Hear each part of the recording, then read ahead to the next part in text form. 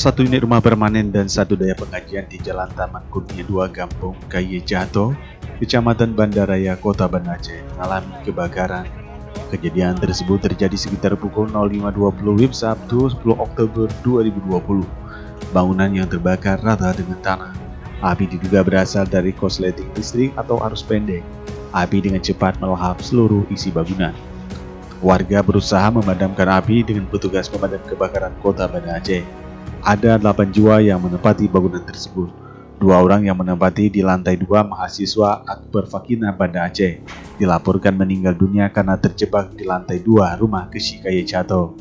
Masing-masing bernama Zahra 20 tahun asal Juluk Kabupaten Aceh Timur dan rekannya Riana Safitri 22 tahun asal Sare Kabupaten Aceh Besar.